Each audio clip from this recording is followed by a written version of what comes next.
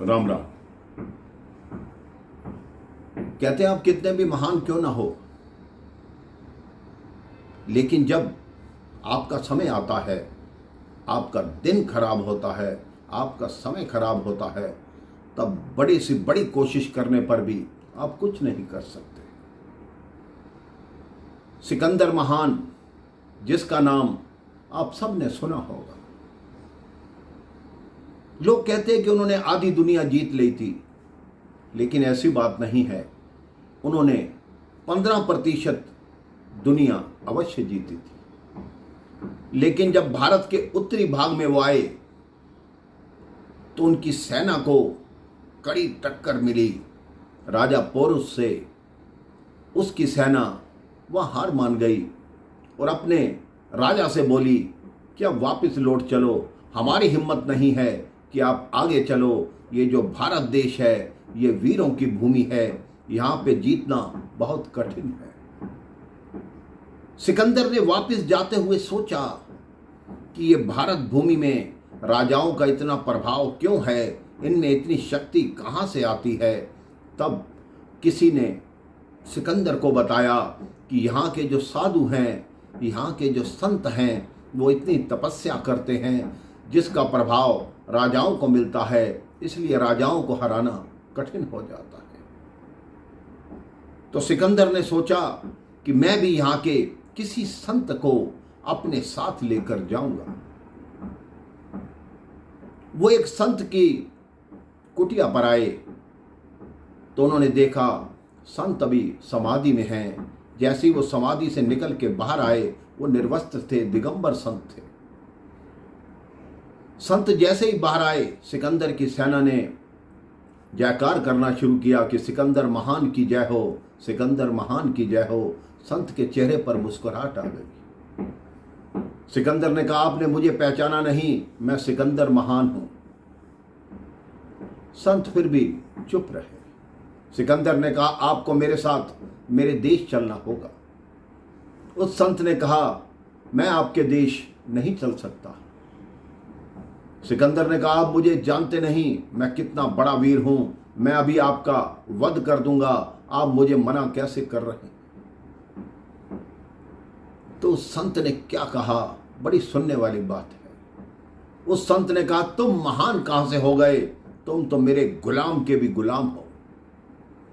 सिकंदर और क्रोधित हो गया कि ये क्या कह रहे हो, मैं तुम्हारे गुलाम का भी गुलाम हूं, मुझे इसका स्पष्टीकरण दो, बताओ कि तुमने ये क्यों कहा। तब उस साधु ने कहा, उस संत ने कहा कि जो गुस्सा है वो मेरा गुलाम है, मैं जब चाहूं तभी गुस्सा आएगा, अन्यथा नहीं आएगा। और वही गुस्सा तुम कर रहे हो, अर्थात तुम गुस्से के गुलाम हो। तो इसका आशय ये हुआ कि तुम मेरे गुलाम के भी गुलाम हो। अगर तुम प्रेम से कहते तो मैं अवश्य तुम्हारे साथ चलता, लेकिन अब बिल्कुल नहीं चलूंगा। और तुम अपने देश जाने की बात कर रहे हो, पहले तुम स्वयं तो वहां पहुंचो। हो सकता है परमात्मा ने मार्ग में ही तुम्हारे लिए कुछ और लिख रखा हो।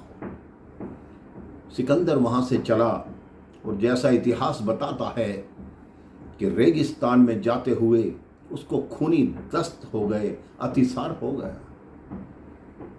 बहुत उपचार हुआ, लेकिन किसी उपचार का उस पर कोई असर नहीं।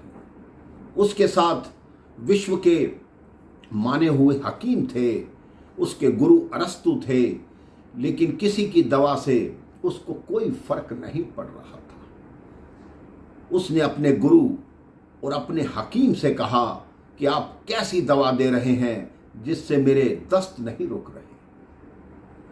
तो जो उनके हकीम और उनके गुरु थे, वो उनको कहा कि आप हमारे साथ नदी किनारे चलिए। सिकंदर उनके साथ नदी किनारे गया। जो दवा सिकंदर को दी जा रही थी, उसकी एक बूंद उस हकीम ने नदी में डाली, नदी का पानी जम गया। उस हकीम ने कहा, देखिए सिकंदर महान, जो दवा मैं आपको दे रहा हूं उससे नदी का पानी रुक गया, लेकिन आपके दस्त नहीं रुक रहे। इसका आशय ये हुआ कि आपका समय आ गया, अब आपके जाने का तैयारी कीजिए।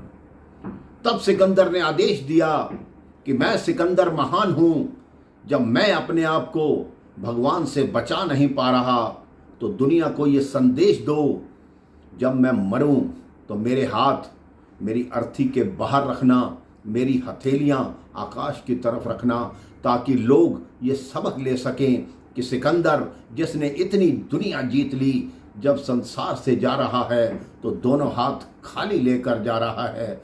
जो कमाई करनी है पुण्य की कमाई करो, वरना सिकंदर की तरह खाली हाथ रह जाओगे, ना आपके हिस्से में कोई पुण्य आएगा। ऊपर जाकर भी पाप के भागी बनते हुए ऊपर जाकर भी नरक की यातना को झेलोगे। आप अपने जीवन में ये सोच लीजिए कि सिकंदर जैसा महान राजा हमें कैसा सबक देकर गया कि खाली हाथ इंसान जाता है। तो आप अपने पुण्य की पूंजी को इतना जमा कीजिए कि संसार कहे कि वाकई ही क्या आदमी था। जब तक आपका जीवन है तो हर जीवन के बाद मरण होता है, लेकिन अगर आपने अच्छे कार्य किए हैं तो आपका हमेशा स्मरण होता है। अच्छे कार्य कीजिए, सबका भला कीजिए, सबको सुखी रखिए, सबको खुश रखिए। राम राम, जय श्री राम।